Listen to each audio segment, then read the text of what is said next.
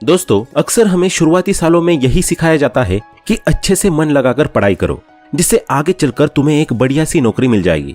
और जब नौकरी में कुछ साल जी तोड़ मेहनत यानी कि हार्डवर्क करोगे तो बस फिर क्या है, सारी जिंदगी मजे ही मजे। मगर क्या आपको लगता है कि वाकई में ऐसा होता है? क्या रियलिटी में जॉब में कुछ साल मेहनत करने के बाद बाकी की जिंदगी सुकून और ऐश के साथ कटती है? बिल्कुल भी नहीं। लोग जीवन भर हार्डवर्क करते हैं, अपनी 9 to 5 के लिए अपनी पूरी लाइफ समर्पित कर देते हैं। लेकिन इतना सब करने के बाद भी वे अपनी पूरी लाइफ में सिर्फ उस जॉब के सहारे कभी भी फाइनेंशियली फ्री नहीं हो पाते। दरअसल देखा जाए तो इसमें काफी सारा दोष हमारी एजुकेशन सिस्टम का भी है, जिसने हमेशा से हमें यही सिखाया है कि दिन रात मेहनत यानी कि हार्डवर्क करोगे तभी जाकर सक्सेस अचीव कर पाओगे। और सक्सेस की डेफिनेशन भी क्या है? जब महीने या सालों में लोगों से अच्छा यानी कि ज्यादा पैसा कमाने लगोगे तो आप सक्सेसफुल हो। ये डेफिनेशन ही गलत है। यही प्रॉब्लम है कि सालों से ज्यादातर लोग इन्हीं गलत डेफिनेशंस और थ्योरीज के ट्रैप में फंसे हुए हैं। तो दोस्तों, आज के इस वीडियो में हम सक्सेस और लाइफ की रियल डेफिनेशंस और मीनिंग्स के बारे में जानेंगे, और साथ ही ये भी जानेंगे कि कैसे हम दिन रात काम न करते हुए दिन या वीक में कुछ घंटे काम करके भी एक सक्सेसफुल और एक फाइनेंशियल फ्री लाइफ जी सकते हैं। जानने के लिए बने रहिए मेरे साथ इस वीडियो के एंड तक। और अगर आप इस चैनल पर नए हैं तो इस चैनल को सब्सक्राइब करना ना भूलें।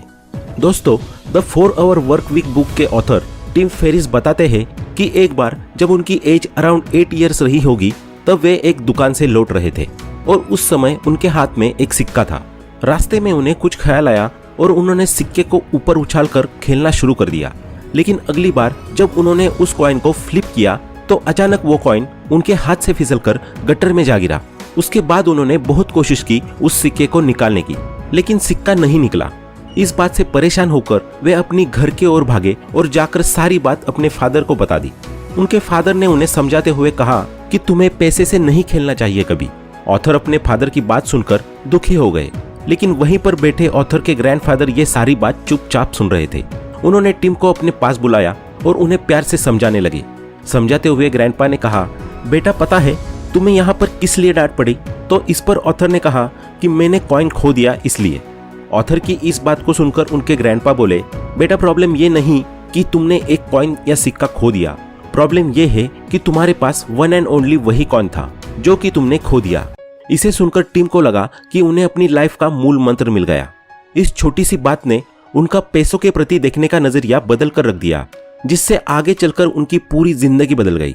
इसी इंसिडेंट के बाद ऑथर ने डिसाइड किया कि वे बड़े होकर एक बहुत ही रिच आदमी बनेंगे और ढेर सारा पैसा कमाएंगे। ऑथर आगे अपनी लाइफ का एक और इंसिडेंट बताते हैं जिन्होंने रिचनेस को लेकर उनका पूरा पर्सपेक्टिव ही चेंज कर दिया। वे बताते हैं कि एक बार वे एक चैरिटी इवेंट में गए थे। वहां सभी लोग अपनी अपनी कैपेसिटी के हिसाब से डोनेशन दे रहे थे। पूरा दिन डोनेशन की प्रोसेस चलने के बाद भी आखिरी में जब काउंटिंग हुई तो पता चला कि गोल तक पहुंचने के लिए अभी भी पूरे $1 मिलियन की जरूरत है। तभी भीड़ में से एक आदमी निकलता है और $1 मिलियन का चेक काट कर डोनेट कर देता है। उसे देखकर सभी की आंखें फटी की फटी रह जाती है। ऑथर भी उसके इस स्टेप से बहुत इंप्रेस हो जाते हैं। वे कहते हैं कि रिचनेस का असली मतलब उन्हें इसी दिन समझ में आया। अक्सर हम लोग ये समझ लेते हैं कि रिच होने का मतलब होता है बड़ा सा घर होना, महंगी महंगी गाड़ियां और ढेर सारी प्रॉपर्टी होना, लेकिन this is not the real meaning. Rich होने का असली मतलब है कि आप इतने कैपेबल बन जाए कि आप किसी भी जरूरतमंद पर्सन की हेल्प आसानी से कर पाए। आपको किसी की भी हेल्प करने से पहले सोचना ना पड़े। ऑथर ने इस इंसिडेंट से प्रेरणा ली और डिसाइड किया कि मुझे इस तरीके का रिच बनना है जिससे मैं ज्यादा से ज्यादा लोगों की हेल्प कर पाऊं। जनरली रिचनेस को लेकर हमारा पर्सपेक्टिव ये होता है कि जो व्यक्ति मंथली ज्यादा पैसा अर्न कर रहा है वो रिच है और जो व्यक्ति मंथली कम पैसा अर्न कर रहा है वो पुअर है। लेकिन ऐसा बिल्कुल भी नहीं है। आज के इस मॉडर्न और इंटरनेट की दुनिया में सिर्फ पैसा ही आपके अमीर होने का पैरामीटर नहीं है। सही मायनों में आपका अमीर या वेल्दी होना एक कॉम्बिनेशन है 3 चीजों का। अगर आप उन 3 चीजों को बड़ी ही आसानी से अफोर्ड कर पा रहे हो तो आप रियल में एक अमीर या वेल्दी पर्सन है। इस कॉम्बिनेशन को रिलेटिव इनकम के नाम से जाना जाता है। ये 3 चीजें हैं, मनी, टाइम और मोबिलिटी। आइए इसे हम एग्जाम्पल के थ्रू समझते हैं। मान लीजिए कि सेम एज और सेम बैकग्राउंड से बिलोंग करने वाले 2 पर्सन हैं। एक का नाम है जीतू और दूसरे का नाम है अमन। जीतू की मंथली इनकम है 60,000 रुपए, लेकिन वही अमन महीने का 40,000 रुपए कमाता है। अब जनरली हम अगर किसी से भी पूछे कि दोनों का कंपैरिजन करके बताओ कि दोनों में से कौन रिच है, तो ज्यादातर लोगों का यही जवाब आएगा कि दोनों में से जीतू रिच है, क्योंकि हम अक्सर लोगों की मंथली इनकम या एब्सोल्यूट इनकम को ही कंपेयर करके डिसाइड करते हैं कि वो रिच है या पुअर। जबकि अगर हम उनके वर्क प्लेस का एटमॉस्फेयर देखें तो आंसर कुछ और ही होगा। जीतू एक कॉर्पोरेट कंपनी का एम्प्लॉय है, जहां उसे 9 to 5 बोलकर 10-10 घंटे काम करना पड़ता है। वो अपने घर पर सिर्फ एक टाइम खाना खाने और सोने जाता है, बाकी का सारा टाइम तो उसका ऑफिस में ही गुजर जाता है। इसके अलावा जब भी वो सोचता है कि उसे अपनी फैमिली के साथ टाइम स्पेंड करना है तो क्यों ना वो एक वैकेशन प्लान करे, लेकिन उसका बॉस उसे कभी भी छुट्टी नहीं देता और हर बार उसके पूरे प्लान पर पानी फेर देता है। वहीं दूसरी ओर अमन एक फ्रीलांसर है जो मुश्किल से दिन में 3 घंटे काम करता है और पूरे वीक में लगभग 17 घंटे ही काम करता है। इसके अलावा वो बचे हुए टाइम में नई स्किल्स और अपने साइड बिजनेस को एस्टेब्लिश करने पर फोकस करता है और साथ ही हर 2 या 3 महीने में फैमिली के साथ ट्रिप या वेकेशन पर भी जाता रहता है। अब बताइए कौन है दोनों में से रियल रिच? इसके अलावा अगर हम दोनों की सिर्फ इनकम को भी आवरली बेसिस पर कंपेयर करें तब भी आंसर डिफरेंट ही आएगा।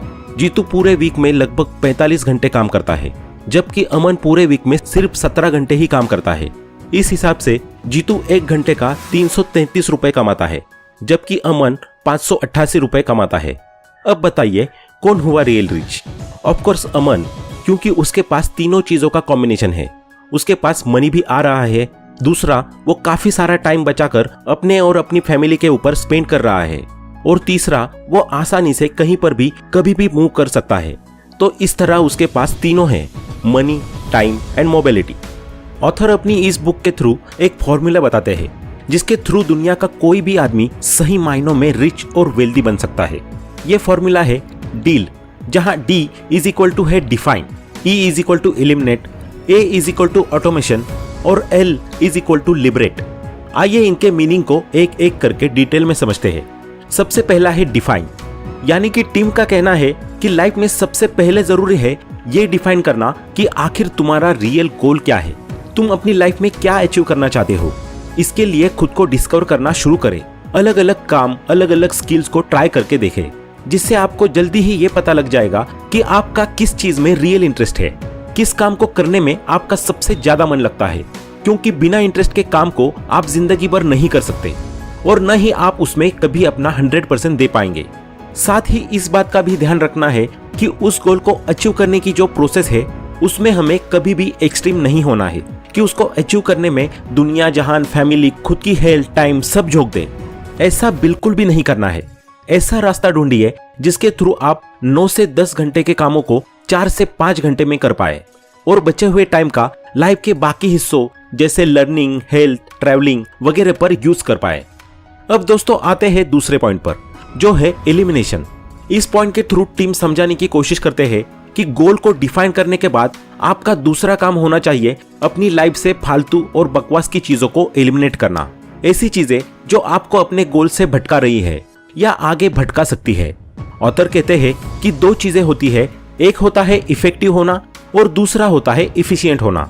इफेक्टिव का मतलब होता है डूइंग राइट थिंग, यानी कि सही काम को करना, ऐसा काम जो आपके लिए सही भी है और इम्पोर्टेंट भी। वही इफिशिएंट होने का मतलब है डूइंग थिंग्स राइट, यानी कि काम चाहे जो भी हो कैसे भी करके उसे अच्छा बना देना। अधिकतर हम सभी लोग लाइफ में इफिशिएंट बनने की कोशिश करते हैं, किसी भी बेमन और बेढंग के काम को पकड़ लेते हैं जिसे करने की हमारी न तो इच्छा होती है और न ही वो हमारे लिए उतना इम्पोर्टेंट होता है।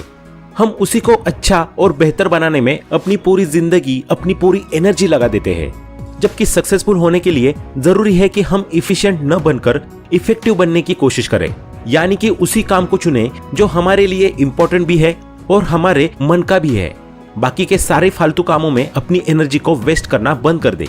इससे होगा ये कि जब काम आपके इंटरेस्ट का होगा तो आप उसे दूसरे काम के कंपैरिजन में जल्दी और इफेक्टिवली कर पाएंगे, और जब आप अपने काम में इफेक्टिव रहेंगे तो आपका टाइम भी बचेगा और आपके सक्सेसफुल होने के चांसेस भी बढ़ जाएंगे। अब आते हैं तीसरे पॉइंट पर, जो है ऑटोमेशन का। अपने काम को डिफाइन करने के बाद सारे अनइम्पोर्टेंट कामों को एलिमिनेट करके अपने इंपॉर्टेंट काम को अच्छे तरीके से मैनेज करने के बाद अब वो स्टेज आ जाती है जब लगभग हर पर्सन अपने काम में बेस्ट हो चुका होता है। वो इतना इफेक्टिवली काम करना सीख जाता है कि उसकी परफॉर्मेंस मार्केट के सभी कंपटीटर से अच्छी हो जाती है। अब वो घंटों का काम मिनटों में कर देता है, और वो भी बड़ी ही आसानी से। इस स्टेज के बाद बारी आती है ऑटोमेशन की, यानी कि अपने बिजनेस को या अपने वर्क को ऑटो पायलट मोड पर डालने की, जिससे आपकी ज्यादा से ज्यादा ग्रोथ हो सके। अगर आप ऐसा नहीं करते और अपना सारा काम खुद ही करने की कोशिश करते हैं तो आप बहुत ही लिमिटेड हो जाएंगे, क्योंकि आखिर एक आदमी कितना ही काम कर लेगा, एक ऐसा पॉइंट तो जरूर होगा जहां पर आकर आपकी कैपेसिटी जवाब दे जाएगी। इसलिए जरूरी होता है इस पॉइंट पर आकर ऑटोमेशन की प्रोसेस को अपनाना।